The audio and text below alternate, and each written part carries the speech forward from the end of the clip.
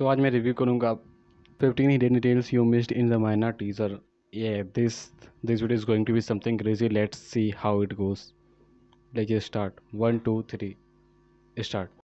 Welcome to social.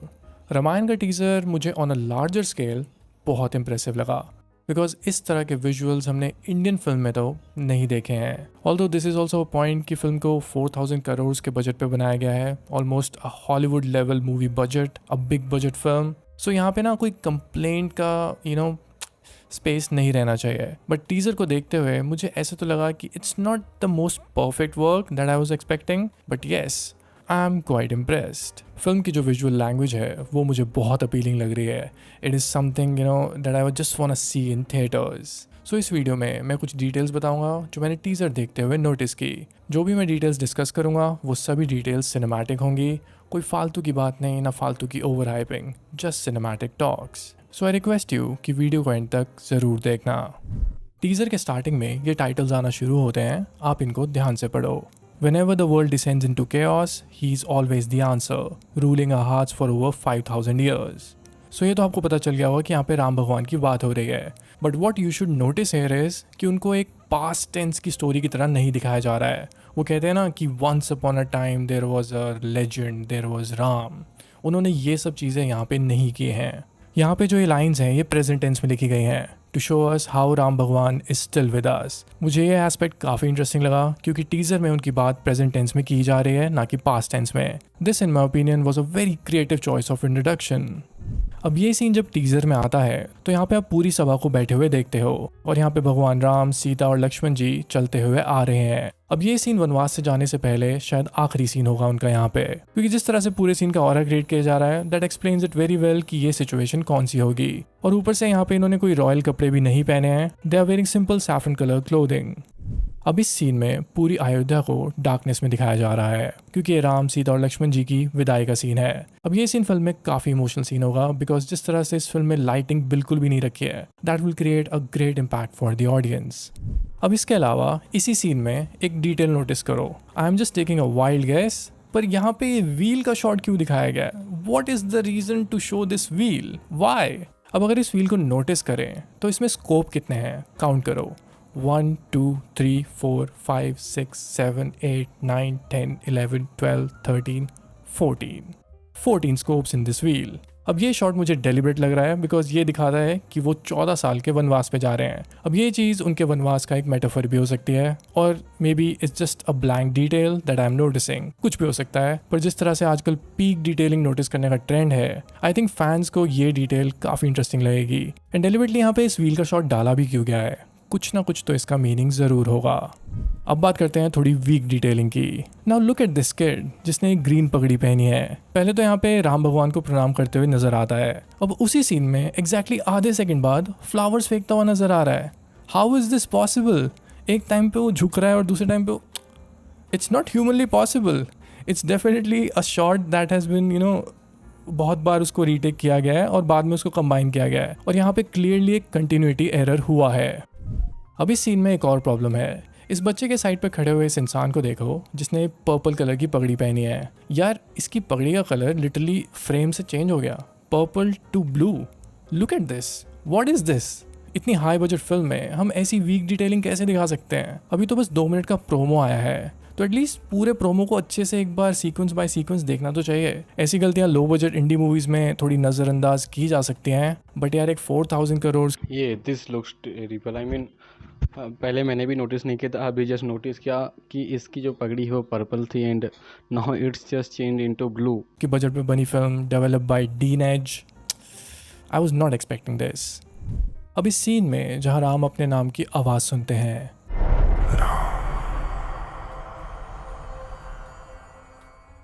ये जो आवाज़ है ये उनके पिता दशरथ की है, क्योंकि अगर आपने रामायण पढ़ी हो तो उसमें क्लियरली मेंशन्ड है कि दशरथ जी के लास्ट वर्ड्स राम राम ही थे। मुझे ये सीन ट्रेलर में ही काफ़ी इम्पैक्टफुल लगा क्योंकि ये आवाज़ सिर्फ राम को ही सुनाई देती है। पीछे फ्रेम में लक्ष्मण और सीता भी नजर आते हैं बट वो अनमूव्ड है। So I am really looking forward to this scene in the movie.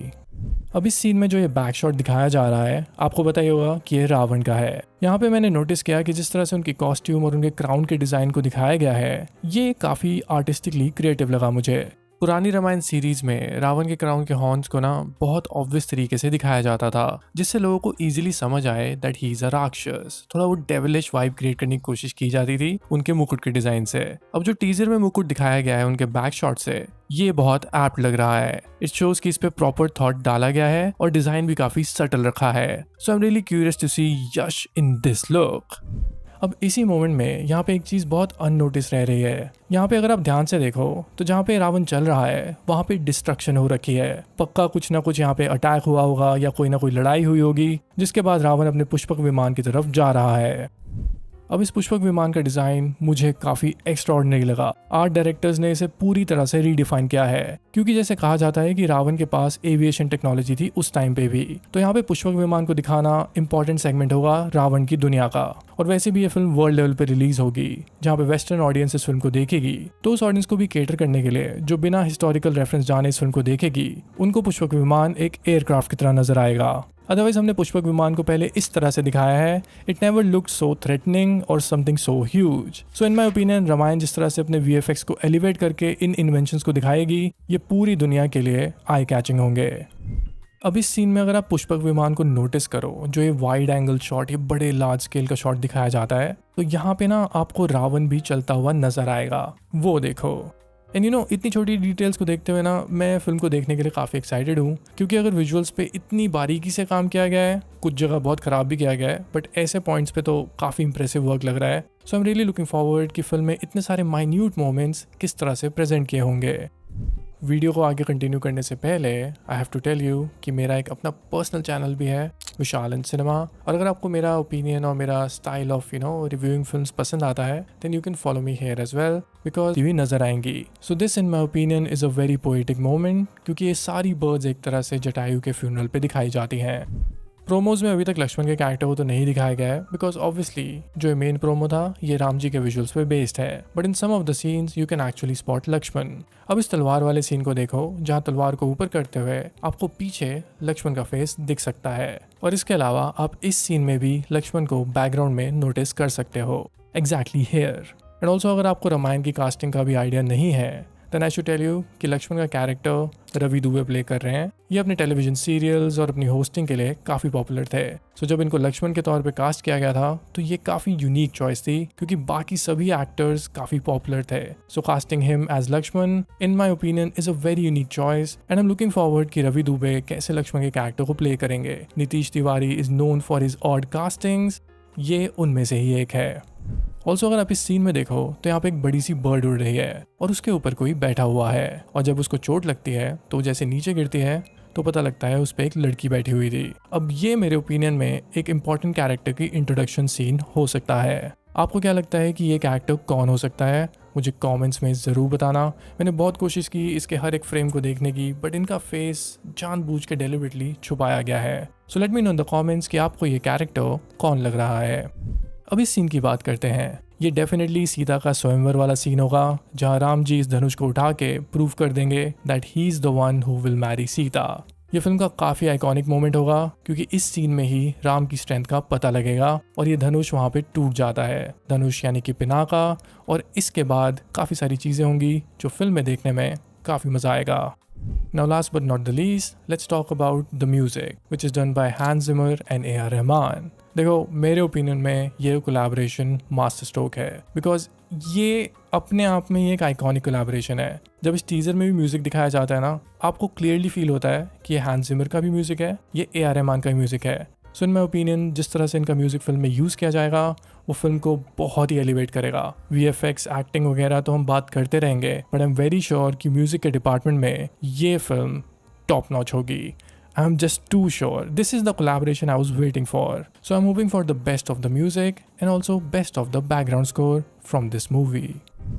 So alright then, video ख़त्म करते हैं। ये तो था मेरा point of view Ramayan teaser को लेके। यहाँ पे मैंने आपको कुछ डिटेल्स बताई जो मुझे काफ़ी इंटरेस्टिंग लगी, और कुछ थोड़ी बहुत। So yeah, the video just ended, and the video was absolutely awesome. You can check out Fifth Social. I mean, he's greater than me, but just a shout out on credit. So yeah, you can also check it out, and no complaints. It was absolutely awesome, and as he's saying, music A.R. Rahman and Hans Zimmer द्वारा absolutely fabulous दिया गया है. Can't wait to see more of it. And if you guys enjoyed anything, just like. And I had no content, yeah, that's why I sorted this. Bye bye. I hope I'll see you in the next one. Bye bye.